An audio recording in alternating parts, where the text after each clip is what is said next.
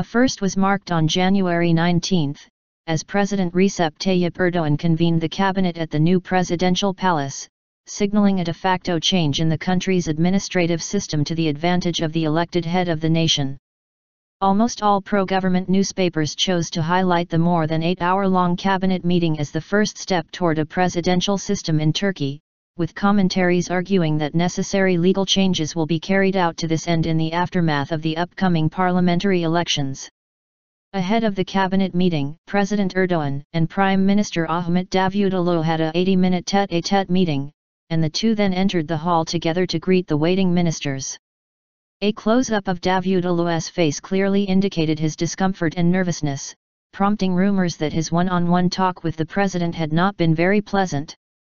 What makes this speculation quite important is a scoop reported by Daily Hurriyet last week, citing a closed-door meeting between Erdoğan and the deputy parliamentary group leaders of the ruling Justice and Development Party, AKP. According to Hurriyet's report, which was not denied by the presidency, Erdoğan complained about the disharmony between the presidency and the office of the prime ministry, strongly criticizing the transparency package that was recently announced by Davutoğlu in a bid to overcome the corruption claims associated with 4 former ministers who were not sent to the Supreme Council thanks to the majority votes of his AKP. It was never denied that Davutoğlu had asked these 4 colleagues to announce their own intention to be sent to the High Court, but Erdoğan and his men are believed to be strongly opposed this idea, as it would jeopardize the president, who is also engulfed in corruption claims.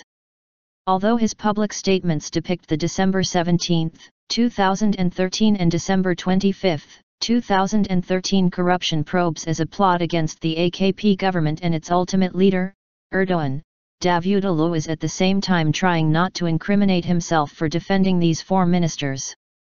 In a statement in late December, he made it clear that he would cut off the arms of those who engage in corruption, which was interpreted as signaling a disagreement with President Erdoğan.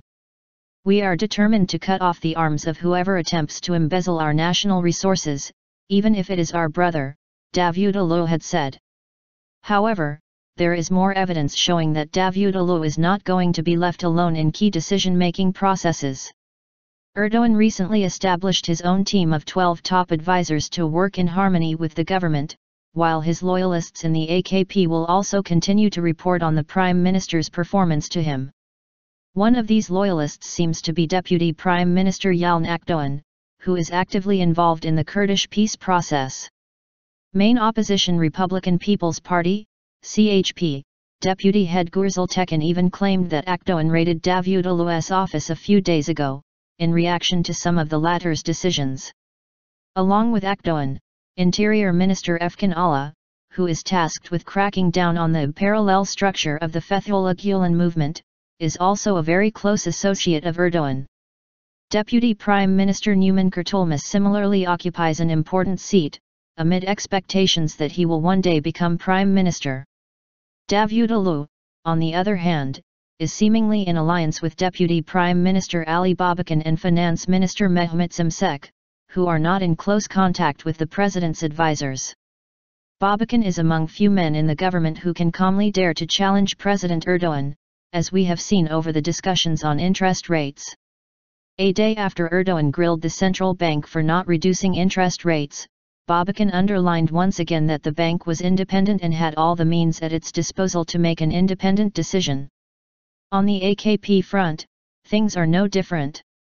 AKP Deputy Head Süleyman Soylu is heavily engaged with shaping the future of the AKP, making key appointments to its provincial organization in cooperation with Erdoğan. The effort is to build the AKP of the future under the full control of Erdoğan, who will therefore be able to exert all his pressure on the party's chairman and therefore Prime Minister. As a result, Erdoğan will have the last word on all parliamentary candidates, in order to secure an AKP group loyal to him, rather than the Prime Minister. Only 5 months before the parliamentary elections, it is not realistic to expect a radical move from either the President or the Prime Minister. President Erdoğan will continue to act in line with his promise that he will be a sweating, running president, while Davutoğlu will gear up for his campaign to get the utmost votes and thus prove his leadership. This is not going to be an easy process for Davutoğlu.